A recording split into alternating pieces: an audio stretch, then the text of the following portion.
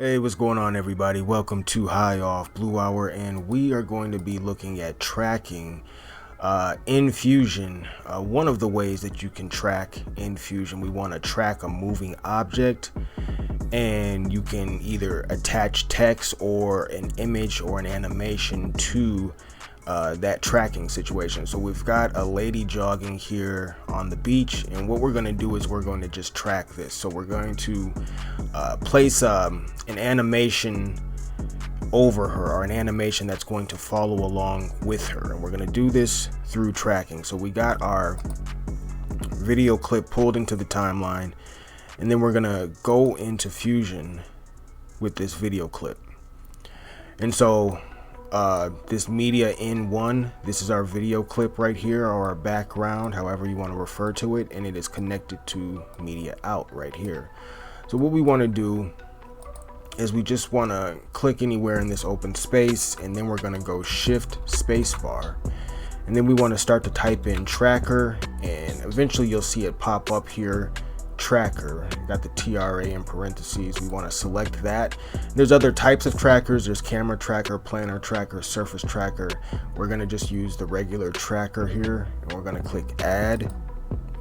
It's going to bring it into our Fusion workspace, and we want to hold shift and hover tracker over this line till it turns blue and yellow, and once it does, let go and it will link in there. So now we got our tracking situation in here. So we want to highlight our tracker, and then you got this box right here.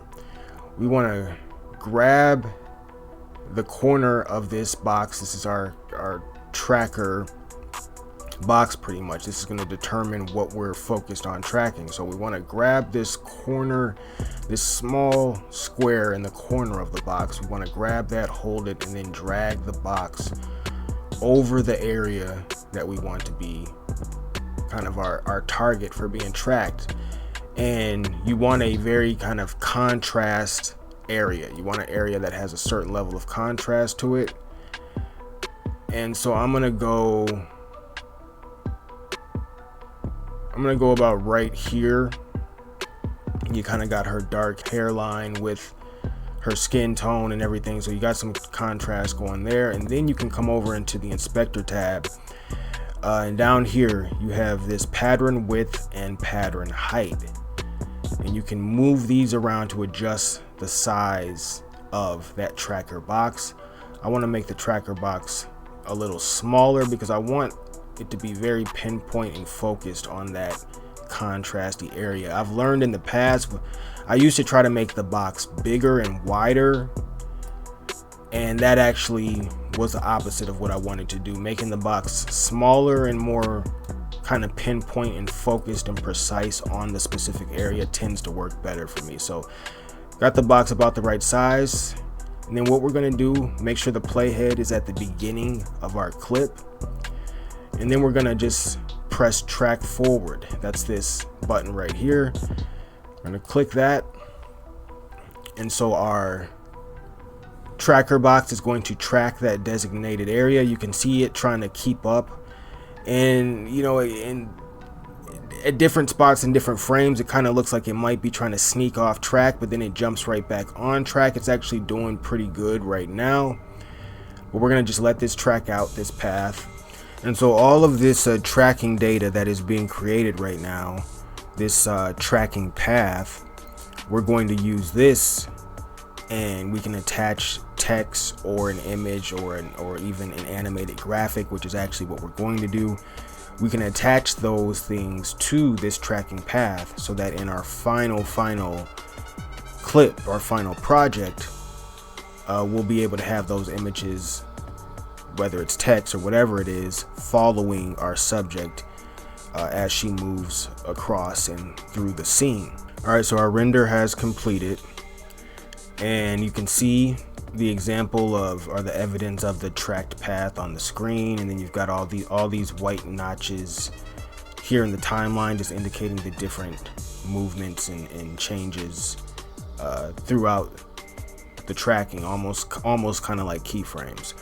So now what we want to do is we want to go up here to operation. We want to click that, And then down here where it says operation, right now it says none, but you want to click in the box and you want to go down to match move, because that's what we need to have selected, so that whatever text or graphic we're going to bring into Fusion, we want that to match the movement of the tracker. So we want to make sure match move is inputted. And then what we're going to do is we can go into our media pool and we can bring in whatever graphic it is that we want to use to track onto this movement. So what we're going to use in this case is this circular kind of circular lightning kind of ball of energy. It's just an animation, kind of just looks like almost like a superhero power-up or something like that. So we're going to bring this in, just drag it into the Fusion area, and it's going to be media in2. You can rename this if you want to, but we're not going to do it. And then we're going to connect this to tracker through this green triangle. Let's make sure we're at the beginning of our clip. And then what we want to do is we want to bring in transform. So this will make it so we can more easily adjust what our graphic looks like. So we bring transform in, and you just kind of hover it over this line until it turns two-tone, and then you let go and it will link in there. So then with transform highlighted, you can adjust the size. Over here in the inspector tab, you can adjust the size and the angle and all those different things of this animation. And I'm gonna tilt it a little bit more.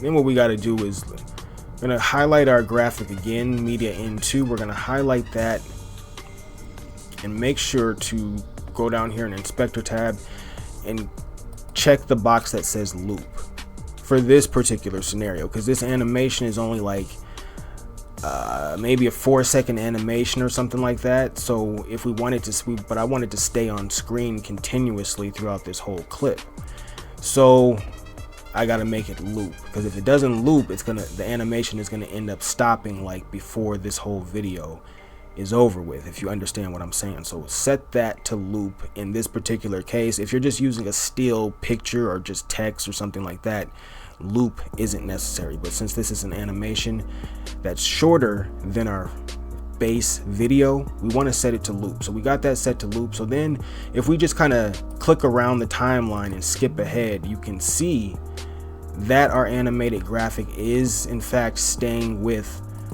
the lady that's running here. So it's staying in line with her. It's basically following that tracked path. So then we go ahead and then you can go into the timeline. It'll have to kind of render down and all those type of things depending on what your computer settings are and all of that type of stuff. But if you press play, and you will see our composition in motion. So that's tracking. That's just a very simple way to do tracking in Fusion. So what we have going on here though is our tracker, this is a path that's already been established. So what we could do is, I talked about text, we don't have to have just this, it doesn't have to be this animated ball of energy here. We could delete this, we could actually delete the transform and the ball of energy animation, and we could just bring in text. So we could grab this text node here and drag it in,